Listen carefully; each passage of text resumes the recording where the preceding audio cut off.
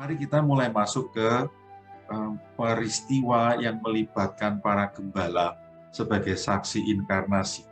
Ini gambar yang spektakuler seperti yang dialami oleh para gembala itu ya. Beberapa gembala didatangi oleh bala tentara malaikat.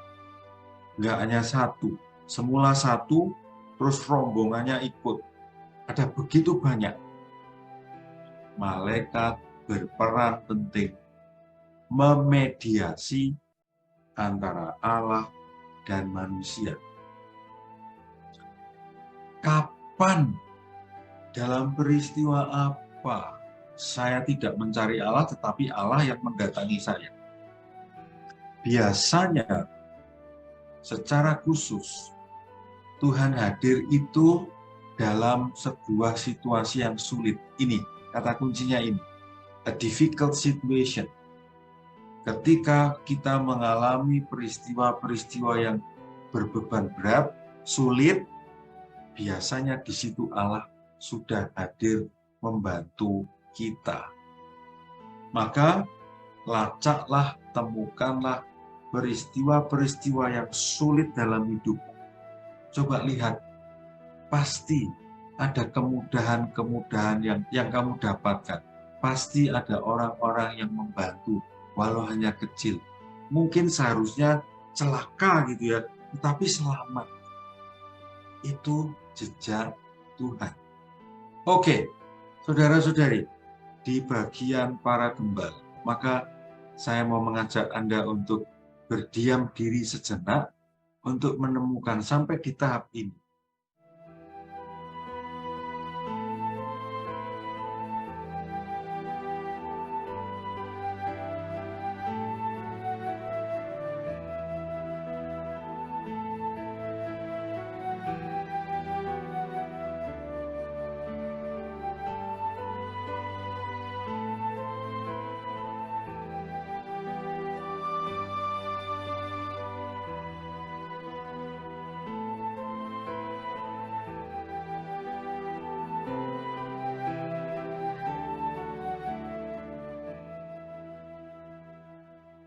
Ini pertanyaan refleksi untuk bagian para gembala tadi.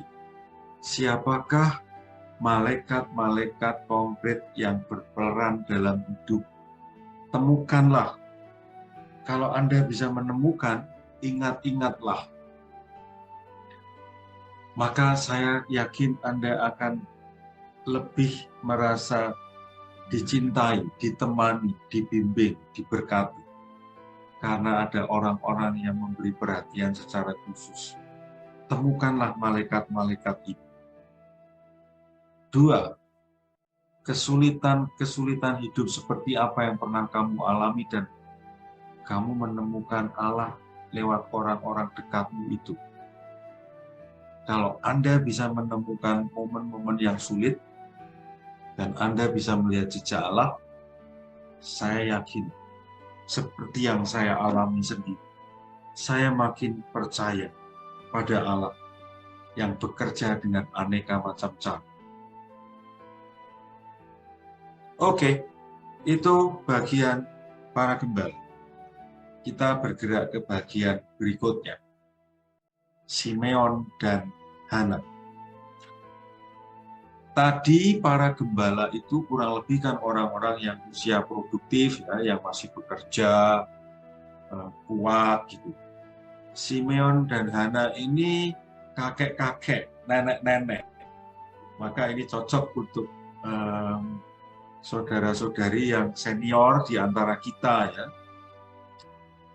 Apa yang bisa kita pelajari dari mereka? Saya mencoba mendetailkan dulu ya Simeon. Simeon itu seorang yang benar dan saleh. Dan memang menantikan penghiburan. Jadi ini orang yang benar, saleh, dan memang menunggu kehadiran Tuhan ini. Ini penting ini. Yang kedua, Roh Kudus itu memang memberkati dia. Ya ini memang orang pilihan Allah. Beruntunglah dia. Karena diurapi oleh Tuhan. Apakah saudara-saudari kita yang senior di kelompok kita ini diberkati Roh Kudus, diurapi? Iya.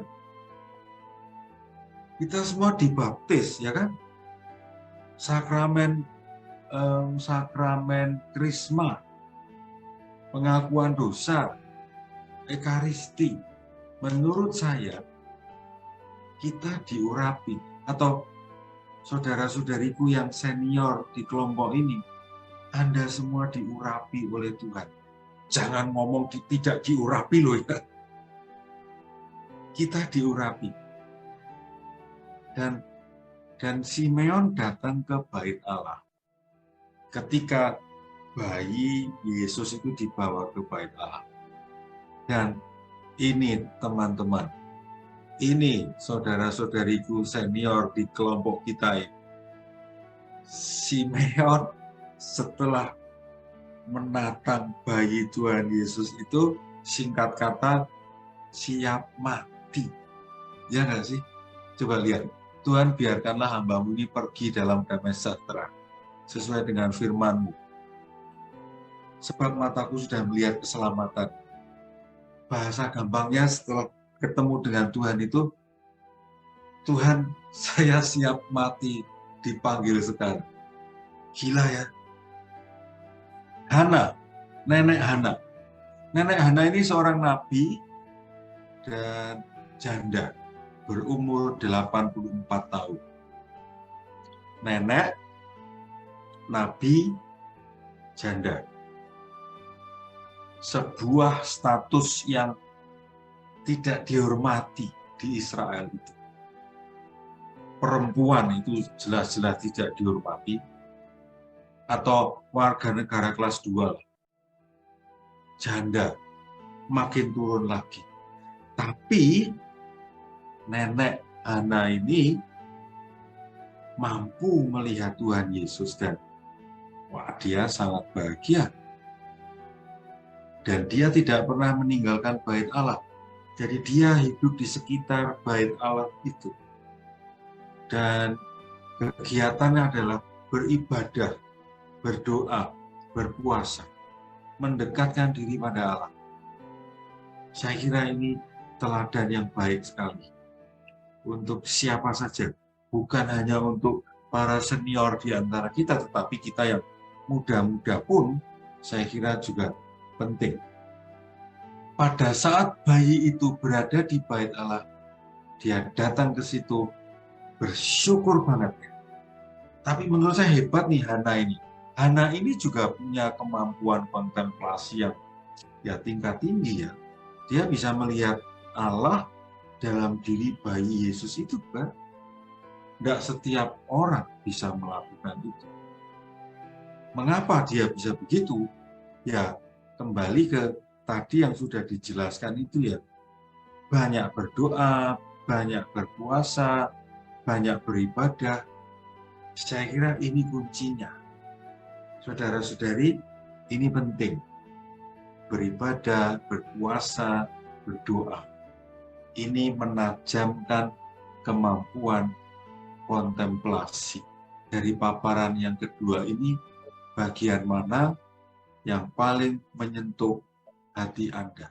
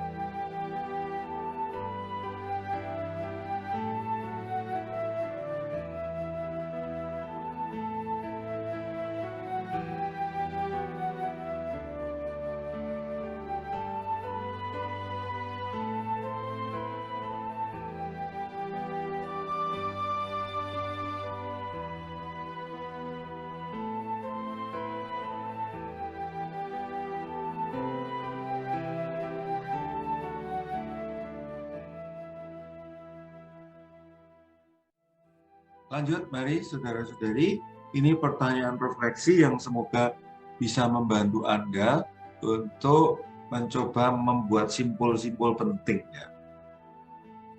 Kegiatan-kegiatan apa yang perlu kulakukan untuk menyiapkan diri menjalani masa tua dengan gembira dan merasa dekat dengan Allah? Apa? Saya pernah membayangkan nanti sudah mulai saya siapkan sejak sekarang ya. Melukis, menulis buku, merawat tanaman, itu sudah saya siapkan sejak sekarang. Semoga nanti ketika usianya tiba ya, saya bisa menikmati itu. Bagaimana caramu mengembangkan kemampuan berimajinasi, berkontemplasi, atau melihat sesuatu dari beberapa sudut pandang? Ingat, kalau kita mempunyai kemampuan berimajinasi, berkontemplasi, melihat dari beberapa sudut pandang, kita tidak mudah stres karena selalu bisa menemukan alternatif lain.